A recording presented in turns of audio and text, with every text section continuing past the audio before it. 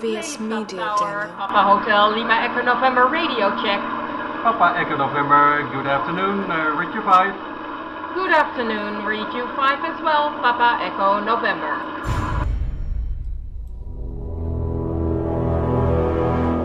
The X-Zone radio and TV show is largely an opinion talk show. All opinions, comments, or statements of fact expressed by Rob McConnell's guests are strictly their own and are not to be construed as those of the X-Zone radio and TV show or in any manner endorsed by Rob McConnell, Relmar McConnell Media Company, Talkstar Radio Network, its affiliated stations, or employees.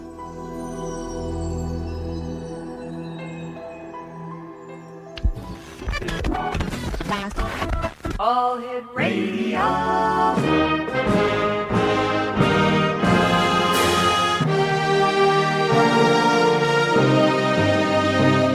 Welcome to the X Zone, a place where fact is fiction and fiction is reality. Now, here's your host, Rob McConnell.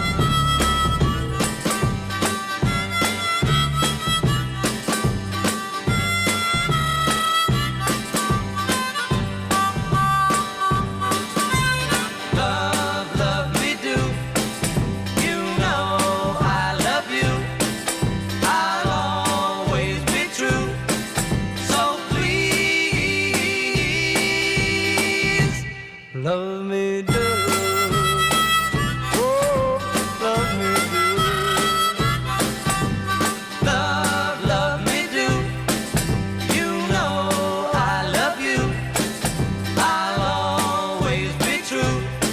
So please, love me do. And welcome to the X-Zone, everyone. My name is Rob McConnell, and as usual, we're coming to you from our studios in Hamilton, Ontario, Canada. Worldwide toll-free, 1-800-610-7035. Our email address is xzone@xzoneradiotv.com. On MSN Messenger, xzoneradiotv@hotmail.com. Our website, www.xzoneradiotv.com. My guest this hour is SHEILA Applegate, and we're going to be talking to SHEILA about love. She's the author of Enchanted, A Porthole to Love. And in Enchanted, SHEILA Applegate provides readers with a guide to embracing love in every moment. It gently reopens and reconnects readers' hearts with their minds and encourages them to surrender as they delve more deeply into their heart, their center, and explore their emotions. Enchanted supports the highest expression as readers find themselves resting in divine love. In this interview, Exonation, we hope that you'll remember that you are a beautiful reflection of divine love on earth. And now joining me from the state of New York is SHEILA Applegate. And SHEILA, welcome to the X-Zone. Thank you. I'm happy to be here. Tell me, SHEILA, what was your inspiration for writing your book, Enchanted One? Well, I have dedicated probably my whole life, but my career over the past 10 to 15 years has really been about bringing forth the message of divine love, working with the divine feminine, and helping people to really embrace this in their lives. And it felt like a book was a way to reach more people and allow them to process it at their own speed as well. Wow. Now, your background is as a clinical therapist. What kind of therapy would you have used to try and get people to better love themselves before you wrote your book? Well, I left the clinical therapy world because I felt like I was sitting on my hands. I think that my work there was my training as this clinical social worker and my work at that level gave me a tremendous foundation.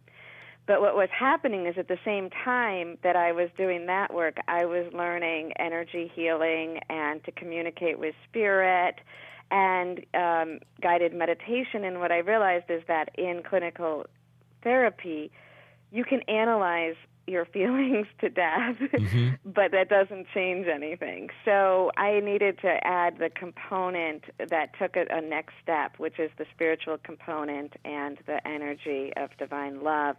So I sort of moved away from the mainstream in order to be able to incorporate that in.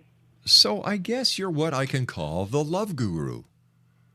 Sure. I You like can call me that. I like that. Sheila, stand by. You and I have to take a commercial break. We'll be back in 2 minutes. Exonation, my guest this hour, is the love guru, Sheila Applegate.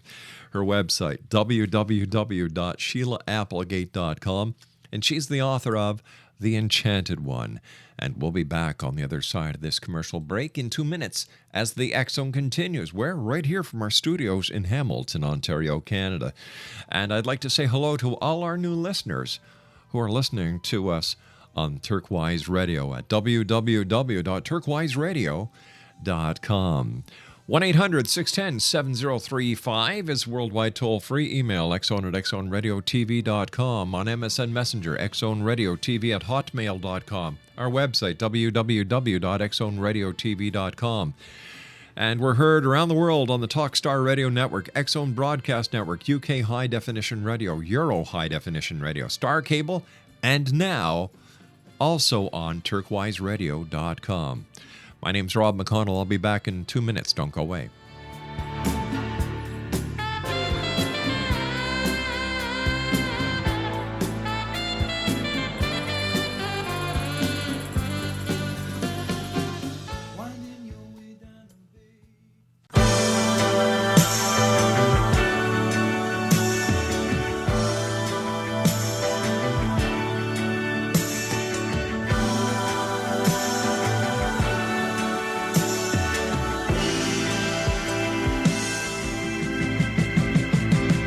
Too many broken hearts have fallen in the river. Too many lonely souls have drifted out to sea. You lay your bets and then you pay the price. The things we do for love. The things we do for love. Communication is the problem. Exonation, welcome back, everyone. Sheila Applegate is my special guest. A little bit about Sheila. As a clinical therapist, motivational presenter, author, and teacher, Sheila Applegate's passion is to provide a forum for people to process emotion and integrate spiritual understanding in their daily lives. Sheila earned a bachelor's degree of social work from Syracuse University and a master's degree in clinical social work from the University of Maryland. And in 1998, after years of studying metaphysics, Sheila was ordained as a minister through the Light of Divine Truth Foundation. For over 20 years, Sheila has combined her broad formal training with her continual personal awakening to bring forth the message of oneness through divine love. As a messenger of spirit, she embraces and connects with the vibration of the divine feminine. Sheila encourages people to embrace their passions as a service on earth by living with the spirit of enchanted oneness. Her website, www.SheilaApplegate.com. And Sheila, tell us a little bit about your voyage from, here you were in social services, you found yourself sitting on your hands, as you said. What was it that pushed you to finally make the commitment that you were going to communicate with spirits and channel messages from Isis and Magdalene in order to help people? Well, it was a journey more than a moment in time. I'm sure there was one moment where I said, okay, I'm done with this world and I'm going to live fully in the other one. But I had, like you said, been studying metaphysics throughout the whole time I was working in clinical therapy and realized that I really did have a gift to communicate with spirit. So I overlapped for quite some time where I did my mainstream job and I started a private practice communicating with spirit for people.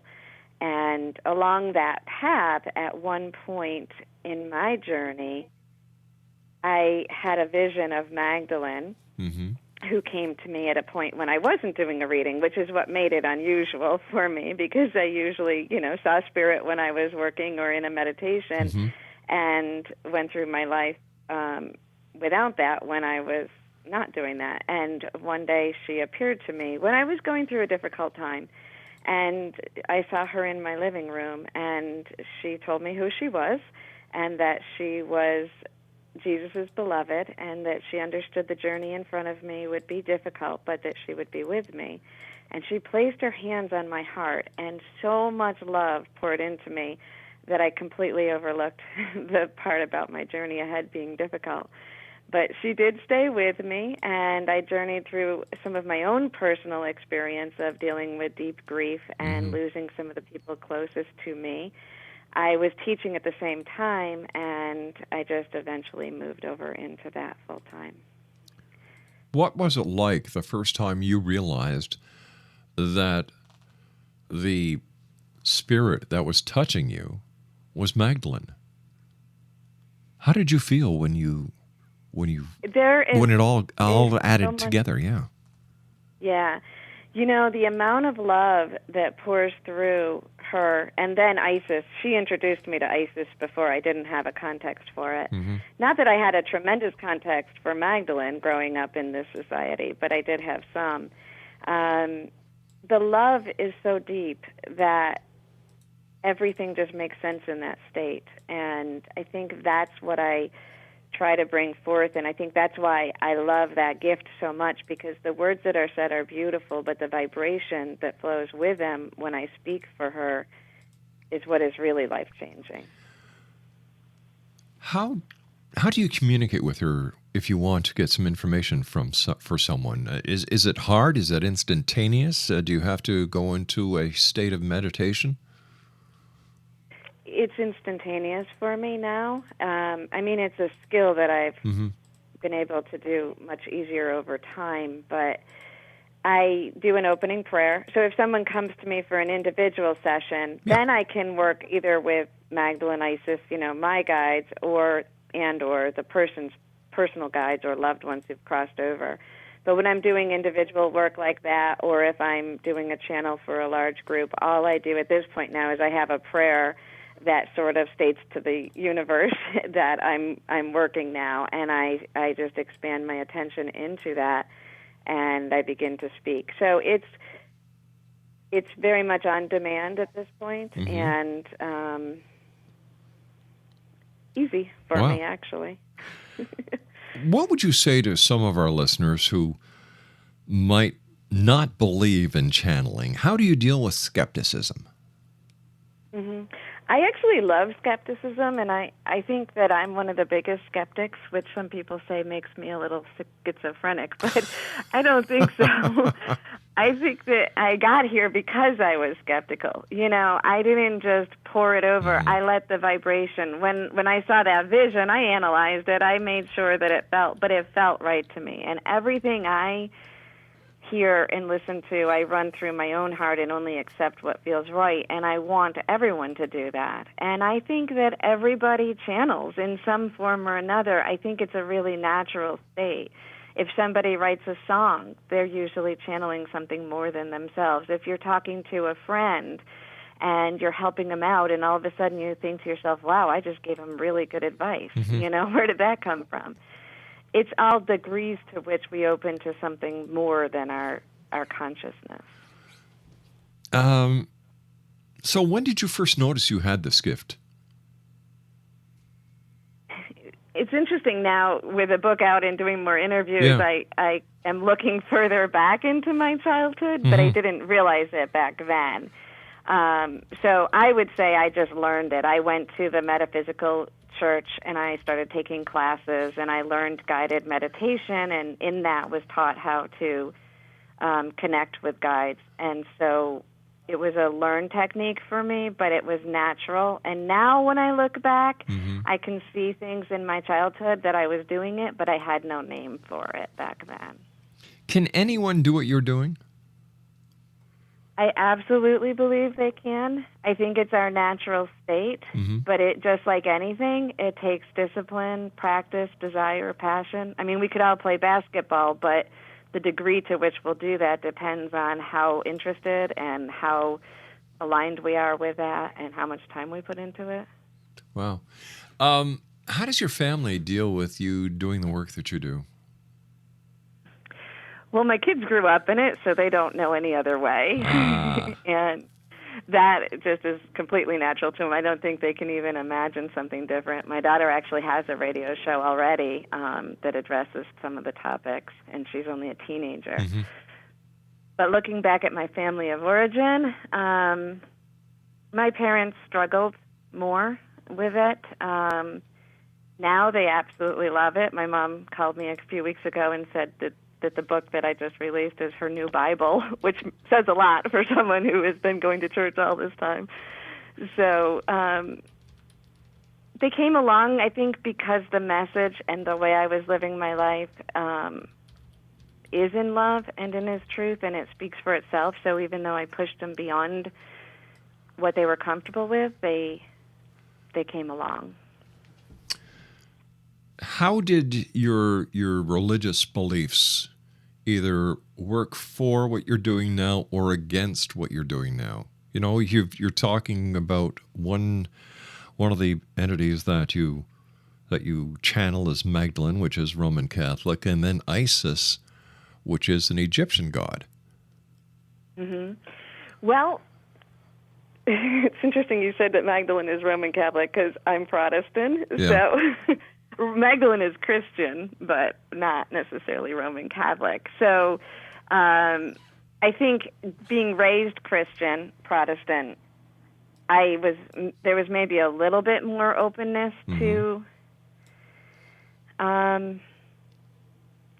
the things I do, but probably not that much more. I think that because my infinity, at least in this lifetime, is to the story of Jesus, that is part, even though Magdalene isn't a part of that in most of the teachings, but I think that my early understanding and connection to that piece of it did support it.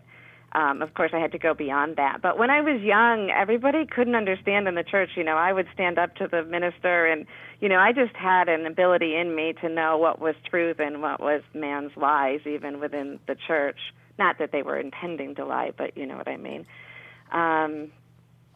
Throughout my whole life. So I think that supported that. The piece with Isis is actually that Magdalene introduced her to me as her spirit guide. So I don't have as much of a connection to Isis as Egyptian as a spiritual archetype of the divine feminine and one who has guided some of the goddess energy, goddess leaders throughout time. So even a spirit guide has a spirit guide?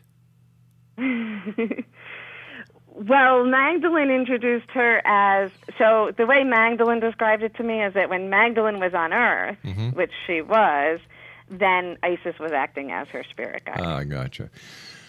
Interesting. Very interesting. You and I have to take a commercial break with the news at the bottom of the hour. Exonation, our guest this hour, is SHEILA Applegate. Her website is www.SHEILAApplegate.com. That's www.SHEILAApplegate.com. If you'd like to get a hold of us, tell me your comments. If you have any ideas for shows, or if you'd like to have one of the guests back that we've had over the past 21 years, you can do that just by sending me an email to xzone@xzoneradiotv.com. And don't forget, Exonation, you can always read the X Chronicles newspaper free online. We have about 40 editions up there at www.xchronicles-newspaper.com/newspaperstand.com. And SHEILA Applegate and I will be back on the other side of this commercial break with the news as we continue talking about love here in the X Zone. My name is Rob McConnell. Don't go away.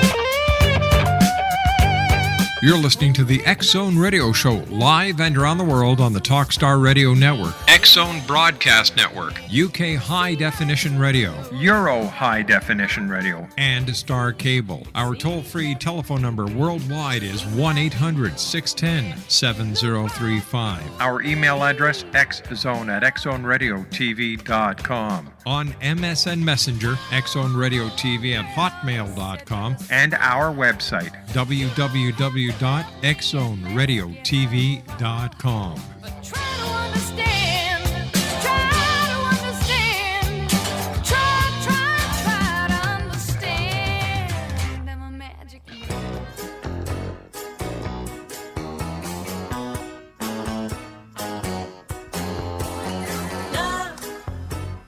Love will keep us together.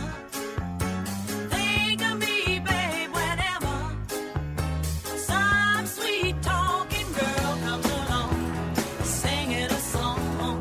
Don't mess around, you just gotta be strong. Just stop, 'cause I really love you. Stop. Welcome back, everyone. Sheila Applegate is my guest this hour. We're talking to Sheila about her book entitled Enchanted One. Her website, www.SheilaApplegate.com. You know, Sheila, in a world filled with information and where there are literally millions of books, new books coming out each and every year, you know, and not to mention that there is, there's a lot of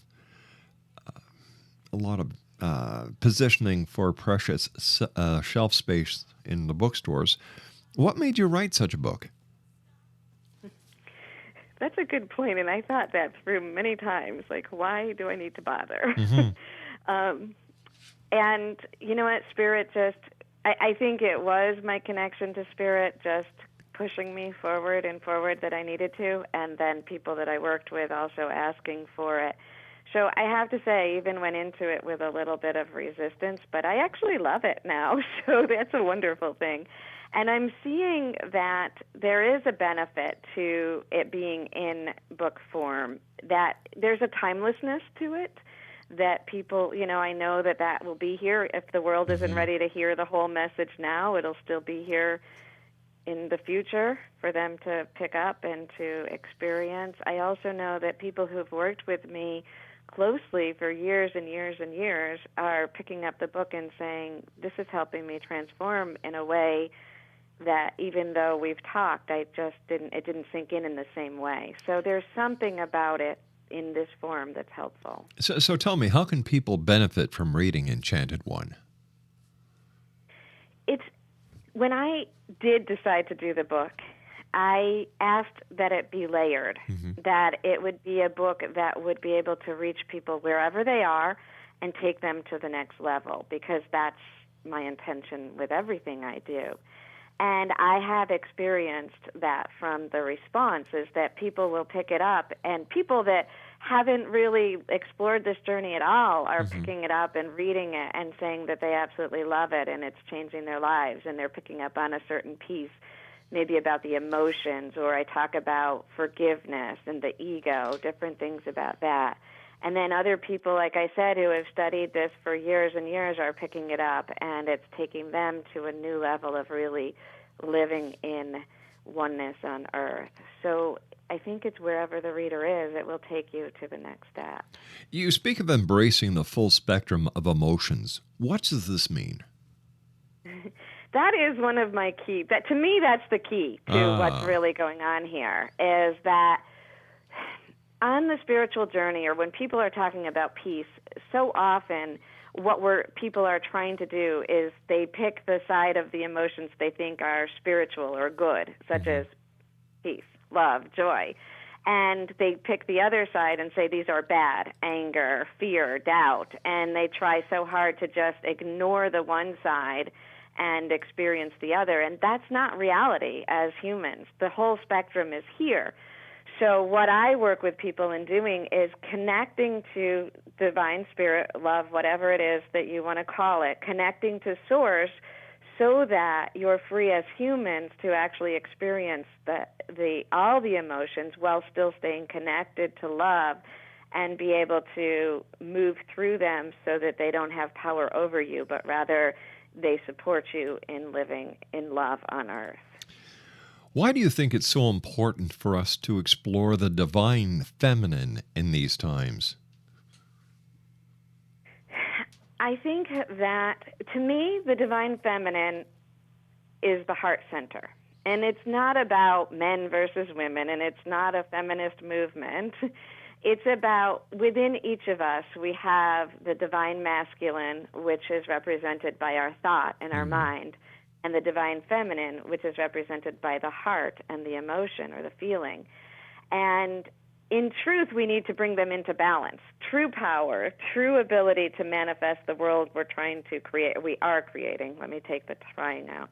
The power to manifest what we want in our lives and in the world comes from the mind and the heart being in harmony with each other. You know, The Secret came out and it talked all about the manifesting with your thoughts, but that's only half the story, which is why the heart center, the divine feminine, needs to come in now, because in history, in every religion over the past few centuries, we've taken out the divine feminine, the heart center, and we've been going on just the mind. And that's fine, because we learned a lot.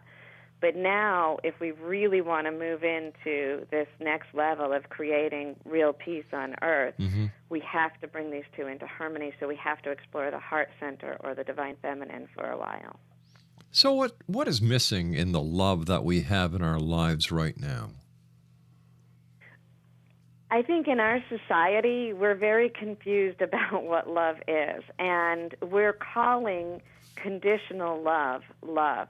We're calling a system of really codependency love. We're saying, if this person loves me, they will do this for me, or if I love you, I will do that. And love is based on action, and it comes and it goes, and it doesn't flow continuously. To me, unconditional love is the ability to just feel connected, feel divine source, see God in the other person in every moment. But the key to that is separating the idea of like and love. And I think that's where people get most confused, because like can be conditional. We don't have to go around liking all behaviors if we're going to live in unconditional love. We can love. We can connect to Source, let that flow through us, see the beauty in everyone, and hold that space of love. And then we can also look at people's behaviors and make a decision on how we want to interact with them based on both of those pieces. The love that flows endlessly, and then the like that is conditional. Let me ask you this. Is this portal to love that you speak about in the Enchanted one about romantic relationships, or does it expand into other areas of our lives? It expands into other areas of our lives. I think that romantic relationship is within there, absolutely, and people are very interested in romantic relationships because right now we think that that's the intimacy. That's where we're searching for deep love. But honestly, our world with romantic relationships has the most rules and the most restrictions. So it becomes a hot topic, and that is included in there. But the idea is, first, we actually have to love ourselves, really love ourselves, and that this formula actually falls into every relationship we have. You know, it seems as we get further into the year 2013, the call to remember oneness is getting stronger and stronger. Why is this? Because it's time, because it's here, and it's true, there is a universal energy that has pushed through the tipping point. You know, it's funny because I actually wrote this book over a 10-year period. I mean, it just was endless. It didn't ever seem to be done. And then it was done, and I waited on it for over 2 years for the publisher to pick it and for it to come out. It arrived in the world at 12/21/12. Not on purpose. Well, not on my purpose, but on Spirit's purpose. And to me, that says that that stargate or that opening that occurred, that portal that occurred at that time energetically, is actually significant to the vibration of love that this message brings forth, and that oneness is coming as we move through this as a universal consciousness, we have more support to move into this place now. Do you think the world and society is truly ready for this utopic way that so many who believe in the age of oneness is ready for? You know, you're looking at a world filled with war, filled with anger, filled with animosity. There's fights over property, there's fights over regions, there's fights over food, there's fights over money, and there's even fights over religion. So how can we be ready for a world based on oneness?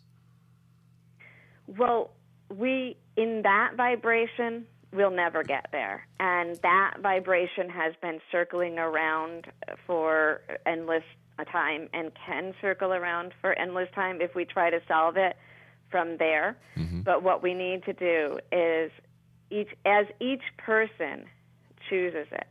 So when you say, is the world ready, that's kind of a conundrum, because if one person is ready and we're all one, then the world is ready.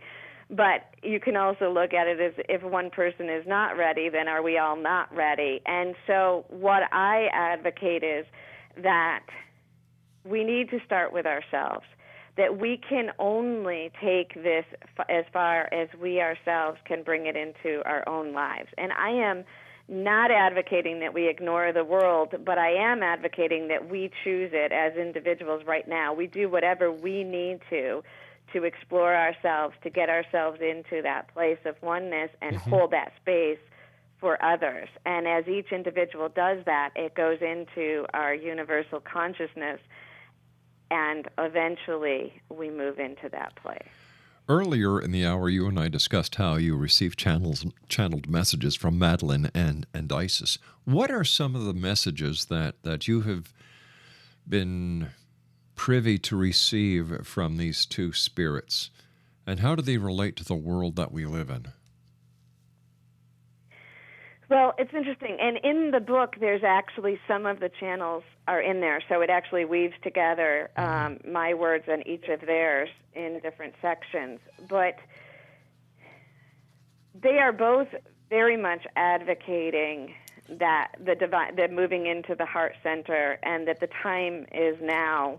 There's a call from Isis at the end of the book, and like I said, even though I wrote it a few years ago, it feels more pertinent now than it ever has been, about embracing this in our lives and being able to create it. The messages that they bring forth really are about individually teaching us to go inside of ourselves and to really experience ourselves and to find a way to love the parts of ourselves that we separate. They say that you can't separate anything, even ego. They talk about ego a lot. And if we push, there's such a movement to overcome your ego or to stifle it or to get it away from you. But if you push even that away, then you're not in oneness. You can't push anything outside of yourself and be in oneness. So you embrace everything and help to transform it to its healthy form. But how can we live like that in a world like the way it is today? It's a fast-paced world. It's a demanding world. Mom and dads need 1-2 jobs. The family units are starting to suffer. Religious philosophies are starting to fall and regroup and reorganize. So where does this new age way of thinking of oneness actually come into play in a world that is based on so much stress and so much reality? When I listen to you say that, my only response is, how can we afford not to, with everything you say? When the world is at that, how could we not make this our priority? Well, I don't want you to take this wrong, but I don't believe that putting ourselves into a state of kumbaya, let's hold hands and sing, is going to solve any problem. No, and I don't either, so I don't take it wrong. I was waiting for you to say something to that effect. All right. I think that, in the 60s it showed us the idea of love, but it wasn't concrete. It wasn't grounded, and that's why it didn't take. And every prophet, when I came forth with these messages, I had to ask, okay, every prophet that has come forth before with messages of love, the message has not stuck. So if I'm going to go forward, not saying I'm a prophet, but anyone who brings the message is, if I'm going to go forward with this message of love, how do I make it different when I teach it? And the message that I received is that each person has to embody it for themselves. You can't look at anyone outside of yourselves and hold it as that. You can't. This is not about. I am so against just staying in that whole bliss and pretending everything is okay. ISIS is about getting to the down and dirty in yourself and to looking at those places that you don't even want to look at in yourself and in anyone else, and finding love in those places. It's not about this light, fluffy, ignore everything journey. This is about let's actually do this within ourselves so that we can embody it and show others. All right, stand by. You and I have to take our final break for this hour. X-Zone Nation, SHEILA Applegate is my guest. Her website, www.SHEILAApplegate.com, and she's the author of The Enchanted One, A Porthole to Love. And SHEILA and I will be back on the other side of this commercial break as we continue looking at love through SHEILA's porthole. The name of the book is The Enchanted One, A Porthole to Love. Here in the X-Zone, more information on SHEILA can be found at her website at www.SHEILAApplegate.com. My name is Rob McConnell. This is the X-Zone, SHEILA Applegate, and I will be back on the other side of this break. Don't go away. Be strong, just stop, 'cause I really love you. Stop, I've been thinking of you. Look in my heart and let love keep us together.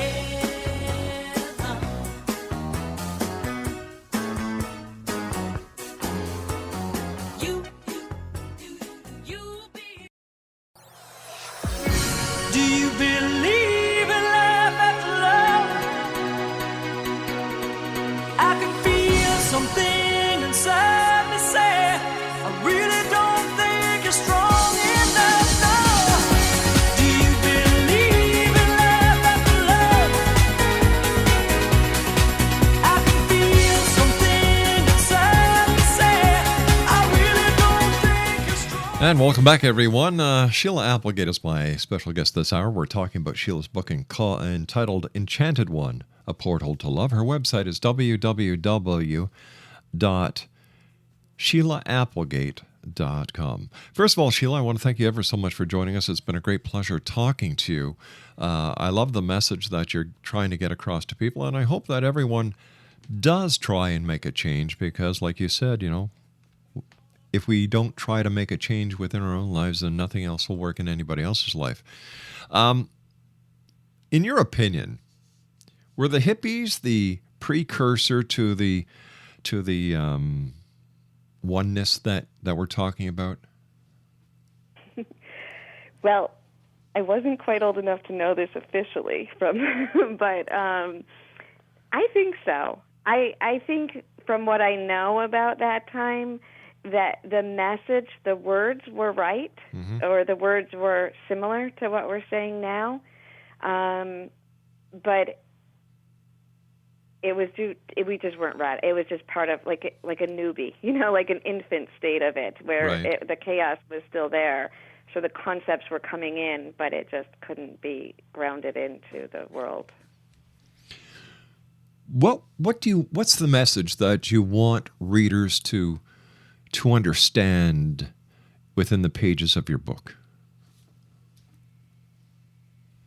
Well, thinking about our conversation in the last statement that you asked me, which is so important, we can't just go into La La Land. That isn't what it's about. And there's a quote from Magdalene that says, it's time to come down from the mountain and to be around the campfire. And what she goes on to talk about is how we have been, we can do spirituality on our own in meditation in a church, whatever, but we need to do this with each other right now. We need to learn to put into practice what we know in that peaceful, beautiful space into our relationships. What was your favorite chapter to write? I think what jumps out at me right now is the forgiveness chapter. And I talk about forgiveness in a whole different way than what people have been experiencing it. And at that point, I also share my story of losing my beloved to a drunk driver and how I used that to move into a space of love. Quickly, give our listeners an idea where they can get a copy of your book. It is on Amazon, and it's in Barnes & Noble, Barnes & Noble online. It's in stores throughout the country. I don't know about the world. And you can also get it right from my website, which, as you said, is SHEILAApplegate.com. Sheila, I want to thank you ever so much for joining us tonight and for sharing your stories, the channels that you received from Magdalene as well as Isis, and I wish you much, much well-deserved success. Thank you, and thank you so much for having me. I really enjoyed it. Take care of yourself, and thanks for your great work. Exo Nation, my guest this hour has been SHEILA Applegate. She is the author of Enchanted One, A Porthole to Love. Her book is available at Amazon.com, Barnes & Noble, and her website, which is www.SHEILAApplegate.com. I'll be back on the other side of this commercial break with the news as we continue here in the X-Zone from our studios in Hamilton, Ontario, Canada. Once again, I'd like to say hello to all the new listeners around the world who are listening to us on Turquoise Radio. I'll be back. Don't go away.